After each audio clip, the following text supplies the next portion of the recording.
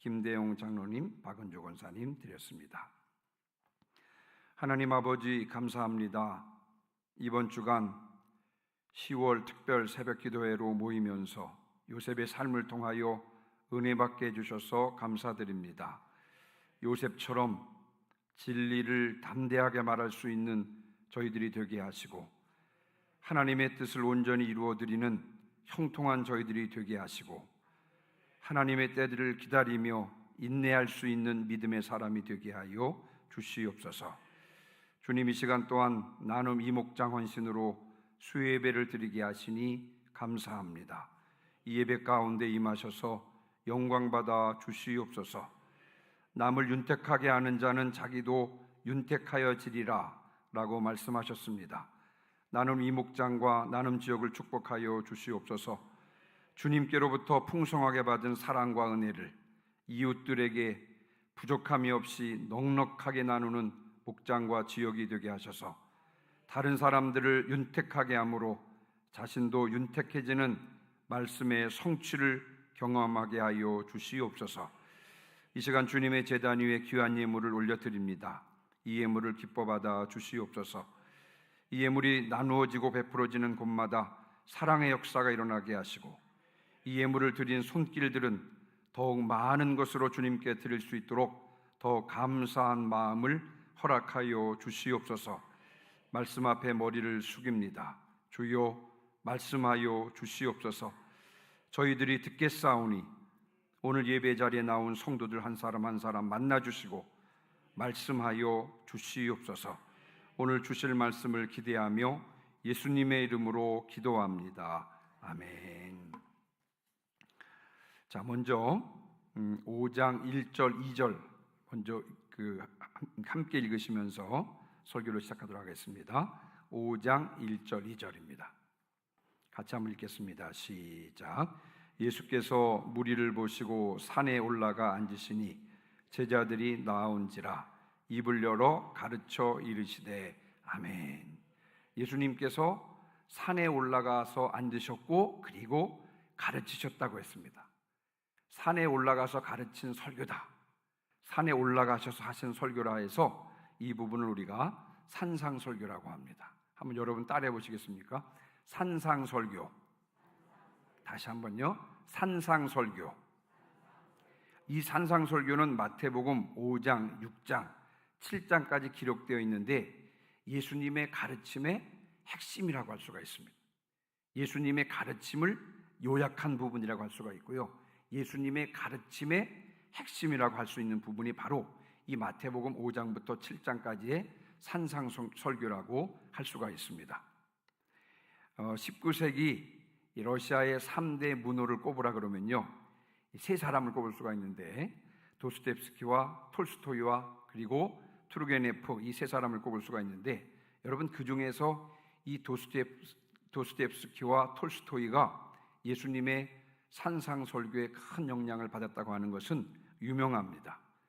이 도스토옙스키의 유명한 작품 중에서는 죄와 벌이라고 하는 작품이 있는데 거기에 주인공이 노파를 살해하고요, 그리고 시베리아로 유영을 떠납니다. 근데 제가 생각하기에는 예수님을 상징하는 소냐라고 하는 그런 여인에 의해서 성경을 건너받게 되고요, 그 성경을 읽는 중에 특별히 이 마태복음의 산상설교를 통해서 그 주인공이 회심하는 내용이 죄와 벌 가운데 나오고 있습니다. 이는 이 도스토옙스키가 산상설교에 얼마나 영향을 많이 받았는지를 단적으로 보여주는 부분이라고 할 수가 있겠습니다. 여러분, 톨스토이도 예수님의 산상설교를 읽고 회심을 했고요, 이후에 이 톨스토이는 예수님의 가르침을 근거로 한 많은 작품을 남겼는데 예를 들면 사람은 무엇으로 사는가, 바보 이반, 부활, 이와 같은 작품들은 다 예수님의 가르침을 근거로 쓴 작품들이라고 할 수가 있습니다. 여러분, 이 산상설교는 지금까지 많은 이들에게 큰 영향을 미치고 있다는 사실을 우리가 분명하게 알 수가 있습니다. 자, 그렇다면 우리가 우선적으로 던져야 될 질문은 뭐냐면 이 설교 5장부터 7장까지 나와 있는 예수님께서 산에 올라가셔서 하셨던 이 산상설교, 대상이 누구일까요? 예수님께서 이 산상설교를 하신 대상, 누가 이 설교를 듣도록 이 산상설교의 대상은 누구일까요? 무리들에게 한 것일까요? 아니면 예수님의 제자들에게 한 것일까요? 사실 이 질문은 약간 좀 헷갈립니다. 왜 헷갈리냐면요, 여러분 1절 2절 한번 다시 한번 보세요. 1절 1절 한번 다시 보시면요, 무리를 보시고 산에 올라가 앉으셨는데 누가 나왔다고요? 제자들이 나왔습니다. 자, 그리고 이제 산상설교 다 끝난 부분 7장 28절도 한번 보시기 바랍니다. 7장 28절. 여기는 뭐냐면 예수님께서 이 말씀을 마치심에 누가 놀랐다고요? 무리들이 그의 가르침에 놀랐다고 했습니다. 예수님 앞으로 무리들이 나왔고 그 중에서 제자들이 나왔고요. 그리고 마지막에 예수님께서 산상설교를 하셨는데 무리들이 듣고 놀랬다, 이렇게 표현하고 있습니다. 자, 그러면 예수님께서 이 산상설교를 누구에게 한 것입니까? 무리들에게 한 것입니까? 제자들에게 한 것입니까? 말씀드린 대로 질문이 조금, 답변이 조금 헛갈리긴 할 수가 있습니다만, 이 질문에 대답하기 위해서는 먼저 우리가 오늘 읽었던 1장부터 12장, 그리고 이제 1절부터 12절, 그리고 13절부터 16절을 살펴봐야 될 텐데요.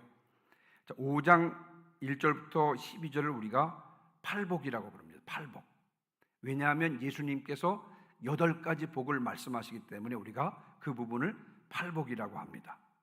이 팔복은 산상설교가 예수님의 가르침의 핵심이라고 그랬죠. 산상설교 중에서 또 핵심이 어디냐면 바로 이 팔복입니다. 그러니까 팔복은 예수님의 가르침의 핵심 중에서도 핵심이 이 팔복입니다. 그런데 이 팔복은요, 여러분 3절 보세요. 심령이 가난한 자는 복이 있나니 천국이 그들의 것이미요 라고 하면서 팔복의 시작은 천국으로 시작합니다. 천국이 그들의 것이미요.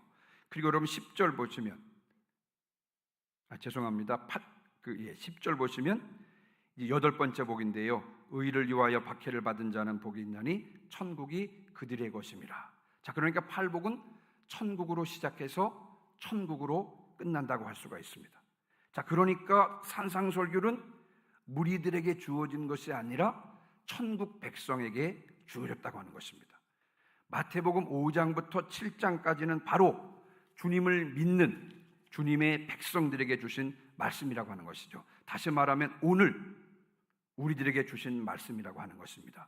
그래서 우선 무엇보다도 이 산상설교를 읽을 때는 바로 오늘 천국 백성인 나에게, 하나님의 백성인 나에게 주시는 말씀이구나, 이와 같은 확신을 가지고 우리가 산상설교를 읽어야 될 것이고 팔복을 읽어야 될 것입니다.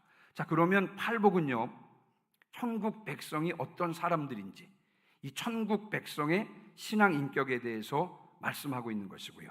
5장 13절부터 16절은 여러분 잘 아신 대로 소금과 빛에 대한 말씀인데, 이는 천국 백성의 역할에 대해서 말씀하고 있는 것입니다. 천국 백성의 역할은 소금과 빛이라고 한다고 하는 것입니다. 자, 그러므로 이 마태복음 5장부터 7장까지의 산상설교는 예수님을 믿는 천국 백성들, 즉 오늘의 우리들에게 주시는 말씀이라고 하는 사실을 먼저 확신해야 하는 줄 믿습니다. 저는 오늘이랑 그리고 그 다음, 제가 설교하는 그 다음 시간, 어쩌면 한 주 더 할 수가 있고요, 2주나 3주 정도 이 팔복의 내용을 좀 다뤄볼까 하는데, 이 팔복의 내용을 살펴보면서 은혜를 나누고자 합니다. 이 2-3주 동안 팔복의 내용을 나누면서 천국 백성으로서 내가 어떤 존재인지를 분명히 깨닫고 이 땅에서 천국 백성으로서 온전히 살아갈 수 있는 성도들이 되시기를 주님의 이름으로 축원합니다. 그래서 여러분, 우리가 이 산상설교를 다 하진 않습니다. 팔복만 다룰 텐데 2-3주에 걸쳐서 팔복을 다루면서 내가 하나님의 백성, 천국 백성인데 천국 백성은 어떠한 존재인지, 이 땅에서 또 어떻게 살아가야 될지에 대해서 깊이 묵상함으로 은혜받는 시간 되시기를 주님의 이름으로 축원합니다. 자, 팔복에 대해서 나누기 전에 꼭 기억해야 될 사실이 한 가지 더 있습니다. 이제 이 산상설교를 5장부터 7장까지 쭉 읽어보면 너희들은 기도를 이렇게 해라, 구제를 이렇게 해라, 등등 이렇게 해라 저렇게 해라 라고 하는 말씀을 많이 하시는데요, 그런데 주님께서는 이렇게 하라 저렇게 하라 라고 말씀하시기 전에 먼저 어떤 사람이 되어야 마땅한가를 먼저 말씀하고 계신 것입니다. 이것이 바로 우리가 살펴봐야 될, 두 주, 세 주 살펴봐야 될 팔복의 사람인 것입니다. 그러니까 여기서 중요한 것은요, 일이 아니라 사람이 중요하다고 하는 것입니다. 우리 담임 목사님께서 늘 말씀하시죠. 사람, 믿음의 사람을 만드시려고 하는 것이다. 예, 그렇죠? 문제 해결이 중요한 것이 아니라 믿음의 사람을 만들려고 하는 것이다 말씀하신 것처럼요, 예수님께서 먼저 이렇게 하라 저렇게 하라 하시기 전에 어떤 사람이 되어야 하는지를 팔복을 통해서 말씀하시는 이유는, 중요한 것은 일이 아니라 바로 사람이기 때문에 그렇다고 하는 것입니다. 또한 팔복은요, 8가지 복은 하나하나 떨어져 있는 말씀이 아닙니다. 첫 번째 복 따로, 두 번째 복 따로, 세 번째 복 따로, 따로따로 떨어진 말씀이 아니라 팔복은 하나하나 다 연결되어 있습니다. 마치 계단을 올라가듯이요, 계단 한 단계에서 그 다음 단계로 올라가는 것처럼요, 첫 번째 복을 거친 사람들이 두 번째 단계의 복으로 올라가고, 세 번째 단계의 복으로 올라가고, 네 번째 단계의 복으로 올라가는, 그래서 이것이 신앙의 성숙의 과정을 보여주는 것이 바로 팔복이라고 하는 것입니다. 그러므로 여러분, 우리가 팔복의 내용을 살펴보면서 우리 신앙의 인격을 시험해 볼 수가 있습니다. 나는 지금 어느 정도의 단계까지 와 있는가? 첫 번째 복에 머물러 있는 것인가? 아니면 두 번째 복에 머물러 있는가? 아니면 내가 지금 다섯 번째 복까지 와 있는 것인지, 내가 어느 정도의 단계에 올라와 있는지 이 팔복의 사람을 통해서 확인해 볼 수 있다고 하는 것입니다. 아무쪼록 이제 팔복의 내용을 하나하나 살펴보면서 여러분, 천국 백성으로서의 내가 어떤 존재인지를 분명히 깨달아 알고, 또 이 땅에서 천국 백성으로서 온전히 살아갈 수 있는 저와 여러분 되시기를 주님의 이름으로 축원합니다. 자, 그러면 이제 팔복의 내용을 하나하나 살펴볼 텐데, 먼저 3절입니다. 3절. 자, 3절 같이 읽습니다. 시작. 심령이 가난한 자는 복이 있나니 천국이 그들의 것임이요. 아멘. 처음에 시작이 어떻게 됩니까? 심령이 그랬어요. 심령이 가난한 자는 복이 있나니 천국이 그들의 것이며, 심령이 그랬습니다. 심령이 가난한 자는 복이 있다. 여러분, 주님의 관심은 우리의 외모에 있지 않습니다. 물론 외모도 아름답게 잘 가꿔야 됩니다만, 그러나 주님의 관심은 우리의 외모에 있지 않고요, 어디에 있다고요? 심령에 있습니다. 주님의 관심은 우리의 마음과 우리의 영에 있다고 하는 것입니다. 왜냐하면요, 하나님께서 우리를 만드실 때 하나님의 형상대로 만드셨잖아요. 하나님의 형상대로 만드셨다는 뜻은 무슨 뜻이냐면요, 얼굴 모양이 우리 얼굴 모양이 하나님과 똑같다 여러분, 그런 뜻이 아닌 것입니다. 우리의 심령이 하나님을 닮았다고 말하는 것입니다. 아담이 범죄한 이후에 아담의 후손들은요, 심령이 타락을 했습니다. 하나님께서 우리를 형상대로 만드실 때 당신의 심령대로 만드셨고, 그리고 아담이 타락한 이후에 심령이 타락을 했습니다. 그래서 주님께서 우리에게 관심 가지는 부분은 뭐냐면 외모가 아니라 심령에 관심을 가지고 있는 것입니다. 우리의 마음과 우리의 영에 관심이 있다고 하는 것입니다. 자, 그러면서 주님께서 말씀하세요. 심령이 가난한 자는 복이 있나니. 물질적인 가난을 말하는 것이 아닙니다. 그렇죠? 육체적인 가난을 말하는 것이 아닙니다. 어떤 가난을 말한다고요? 심령의 가난을 말하는 것입니다. 심령의 가난. 이 심령의 가난함이라고 하는 것은요, 사람 앞에서의 가난을 의미하는 것도 아닙니다. 하나님 앞에서의 가난을 말씀하는 것입니다.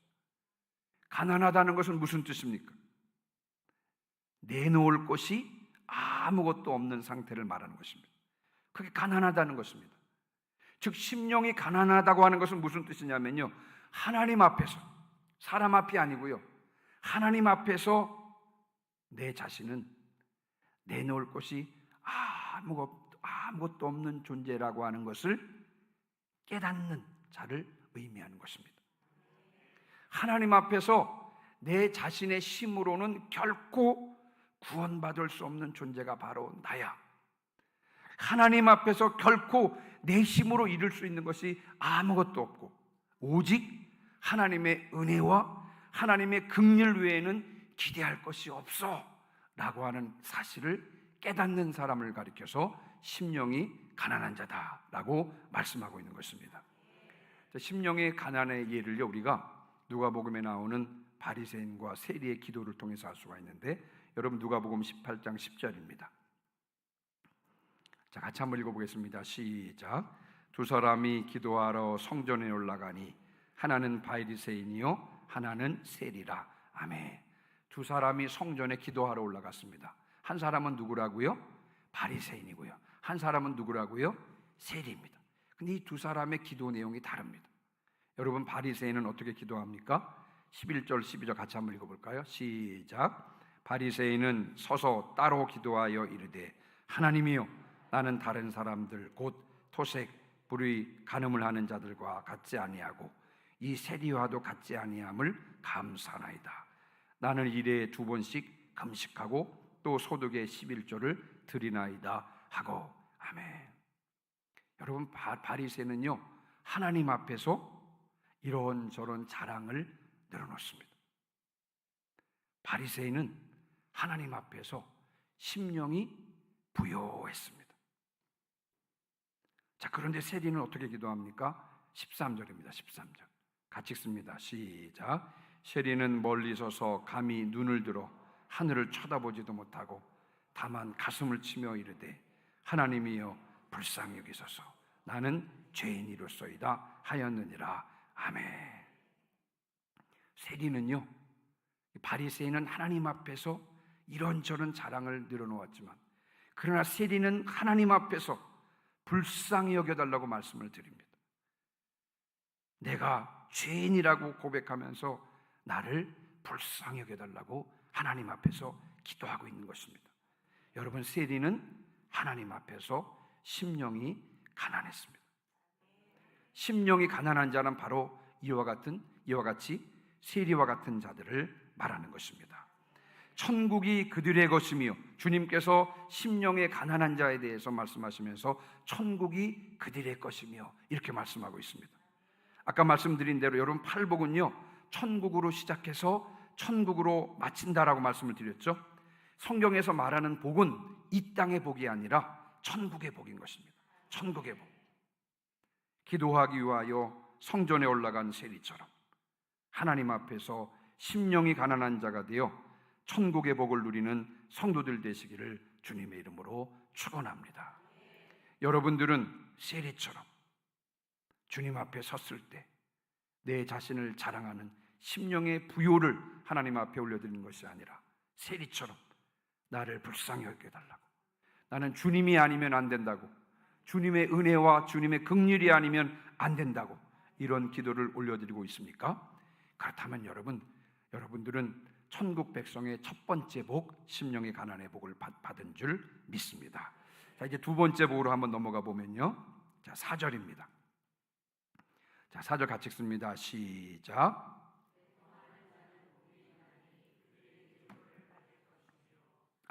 아멘.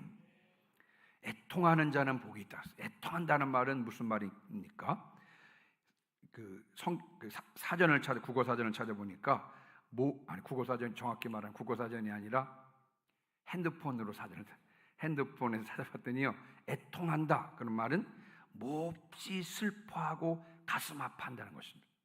몹시 슬퍼하고 가슴 아파하는 것을 애통한다 이렇게 표현하고 있습니다. 자, 그럼 여러분, 어떤 사람이 애통합니까? 가족이 죽은 사람이 애통합니까?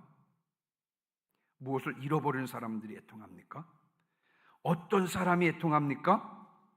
심령의 가난함을 깨달은 사람만이 진정으로 애통하는 줄 믿습니다. 나는 하나님 앞에서 내세울 만한 것이 아무것도 없어서 오직 하나님의 은혜와 하나님의 긍휼만은 긍휼만을 구해야 구원받을 수 있다라는 사실을 깨닫고 오직 하나님의 은혜와 긍휼이 필요하다는 것을 깨달은 사람만이 하나님 앞에서 진심으로 애통할 수가 있는 것입니다. 그래서 여러분, 첫 번째 복과 두 번째 복이 연결되어 있는 것입니다. 사울이 바울이 되기 전을 한번 여러분 생각해 보시기 바랍니다. 사울이 바울이 되기 전에, 여러분, 이 사람 사울은요, 심령이 가난한 사람도 아니었고요, 애통하는 사람도 아니었습니다. 여러분, 사울은 어떤 사람이었습니까? 나는 율법의 의로는 흠잡을 데가 없는 사람입니다 라고, 마치 우리 조금 전에 살펴보았던 바리새인의 기도처럼요, 자신을 자랑했던 사람입니다. 나는 어렸을 때부터 모든 율법을 철저하게 잘 지켰고, 그래서 율법의 의로는 흠이 없는 사람입니다 라고 이렇게 자랑했던 사람이, 심령이 부유했던 사람입니다. 그런데 그처럼 교만했던 사람이 부활하신 주님을 만난 후에는 어떻게 고백하고 있습니까?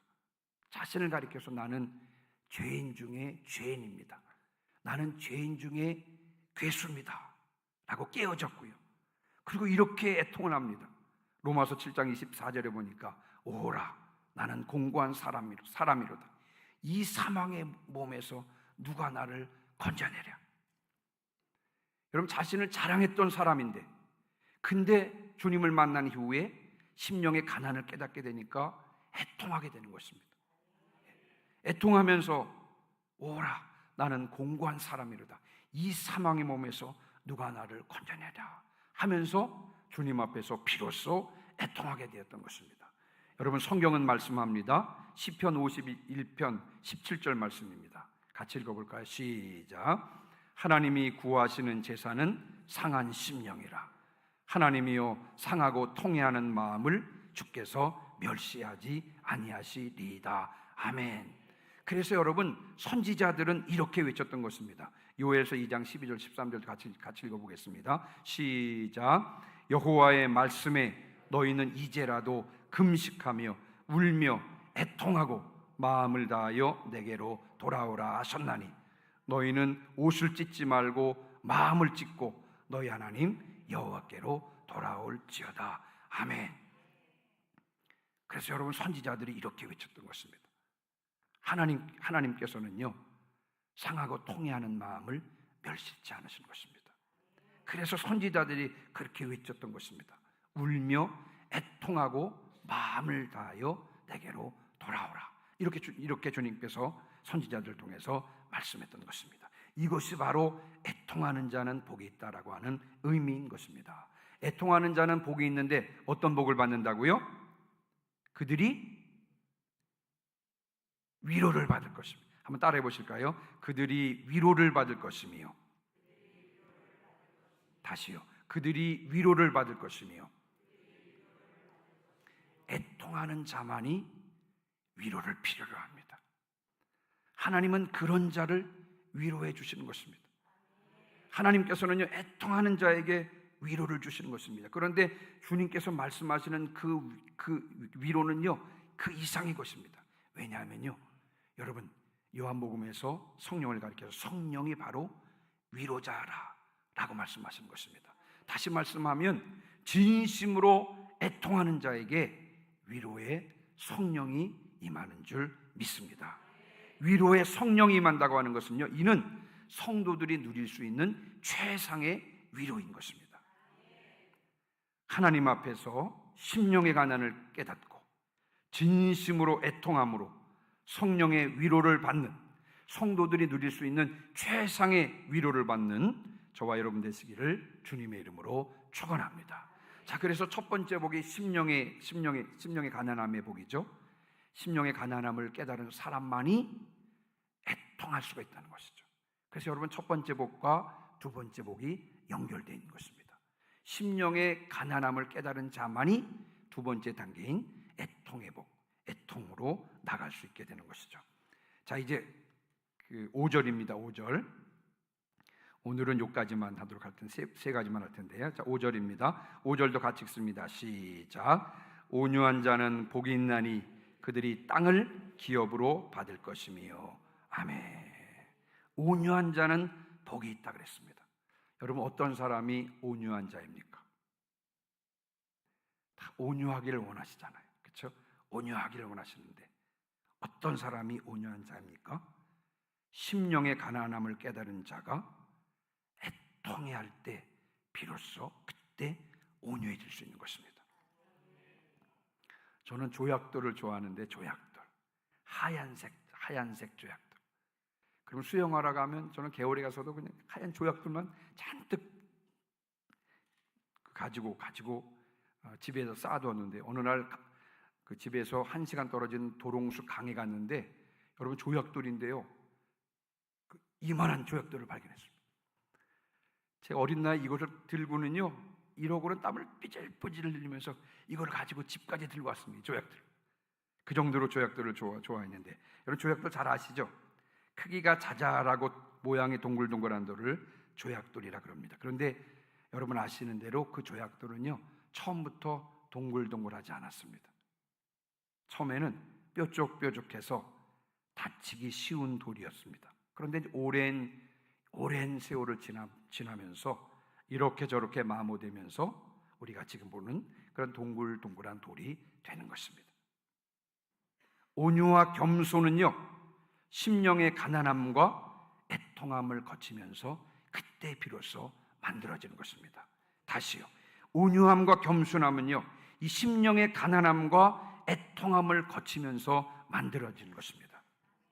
자, 그런데 이 심령의 가난함과 애통함과 온유에는 약간 차이가 있는데, 여러분, 심령의 가난함과 애통함은 하나님 앞에서의 모습입니다. 하나님 앞에서 이 자신의 무능함과 무력함과 스스로를 구원할 수 없다는 사실을 고백하는 것이 바로 심령의 가난함과 애통함이라고 말씀드렸죠. 이건 하나님 앞에서의 모습입니다. 그러나 온유는 다른 모습이에요. 하나님이 아니라 다른 사람들과의 관계에서 나타나는 성품을 온유라고 할 수가 있습니다. 다시 말하면 이 심령의 가난함과 애통함이 다른 사람들과의 관계에서 나타나는 것이 뭐라고요? 온유라고 하는 것입니다. 여러분, 우리는 하나님 앞에서 심령의 가난함을 인정하면서 애통할 수가 있습니다. 하나님 앞에서 심령의 가난함을 깨닫고 애통할 수가 있어요. 그런데 그러는 중에 다른 사람들이 나를 헐뜯거나 다른 사람들이 나를 욕하고 비방하면 어떻게 반응할 것입니까? 여러분, 그럴 때 우리의 애통함이 진정한 애통함인지 아닌지가 그때 드러나는 것입니다. 하나님 앞에서 우리의 심령의 가난함을 가지고 애통할 때, 그때 이 애통이 진정한 애통인지 아닌지가 어떻게 드러나느냐? 사람들과의 관계에서 시비가 붙거나 이렇게 되면 그때 나의 애통이 진정한 애통인지 아닌지를 판가름할 수 있게 되는 것입니다. 진정으로 애통하는 자는요, 그들의 비방과 헐뜯음에 대해서도 온유함으로 반응하는 것입니다. 야고보서 5장 6절 말씀입니다. 야고보서 5장 6절 같이 한번 읽어볼까? 시작. 너희는 의인을 정죄하고 죽였으나 그는 너희에게 대항하지 아니하였느니라. 아멘. 저는 여기서 의인을 묵상하면서, 의인은 주님을 말씀하시는 거구나. 사람들이 주님을 정죄하고 죽였지만 그는 대항했다, 대항하지 않았다. 주님께서는 대항하지 않았다는 것입니다. 이게 온유고 이 겸손함이라는 것입니다. 그렇습니다, 여러분. 온유와 겸손은 주님의 성품입니다. 그러니까 온유한 자는 주님의 성품을 공유하게 되는 것입니다. 온유한 자는 복이 있나니 그들이 땅을 기업으로 받을 것이며 그랬습니다. 여러분, 폭군들은요, 무력으로 땅을 점령하는 듯합니다. 그러나 무력으로 땅을 차지하는 사람들의 그 말로를 우리는 역사의 현장에서 볼 수 있었잖아요. 여러분, 그들은 결국은 패배자로 끝나게 되는 것을 우리가 많이 보았습니다. 그러나 여러분, 온유하고 겸손하게 자신을 향해서 칼을 들여대고 자신을 향해서 주먹을 들여댄 사람에게 대항하지 않았던 예수님은 어떻게 하셨습니까? 늘 온유 겸손하셨던 나사렛 사람 예수님은요, 복음으로써 세계를 정복하게 된 것입니다. 이것이 바로 땅을 기업으로 받은 것입니다. 주님의 성품을 공유한 온유한 자는 땅을 기업으로 받을 줄 믿습니다. 그로 인하여 많은 이들이 주님께로 돌아올 것입니다. 온유한 자가 되어 땅을 기업으로 받는 성도들 되시기를 주님의 이름으로 축원합니다. 말씀을 마무리하고 마칩니다. 천국 백성인 우리들은 어떤 자들입니까? 여러분, 팔복은 천국 백성인 우리들에게 하신 말씀이라고 서두에 말씀을 드렸습니다. 여러분, 천국 백성인 우리들은 어떠한 자들입니까? 하나님 앞에서 심령의 가난을 깨닫고 천국의 복을 받은 자들인 줄 믿습니다. 심령의 가난을 깨닫고 하나님 앞에서 진심으로 애통함으로 위로의 성령을 받은 자들인 줄 믿습니다. 심령의 가난함과 애통함을 통하여 온유한 자가 되어 땅을 기업으로 받은 자들인 줄 믿습니다. 내가 천국 백성임을 분명히 알고 천국 백성으로서 받은 복을 마음껏 누리시는 성도들 되시길 주님의 이름으로 축원합니다. 아멘. 우리 시간 427장 찬송하시고요. 오늘 들은 말씀을 기억하면서 통성으로 기도하는 시간 갖도록 하겠습니다. 여러분들은 심령 가운데 여러분들은 그 심령의 가난을 깨달으셨습니까? 그래서 하나님 앞에서 진심으로 애통하셨습니까? 이 심령의 가난함과 애통함을 통하여 주님의 성품인 온유함을 공유한 자가 되었습니까? 이 시간 기억하면서 심령의 가난함과 또 애통함과 온유함을 위해서 기도하는 이 시간 되었으면 좋겠습니다. 427장 부르시고 통성으로 기도하시겠습니다.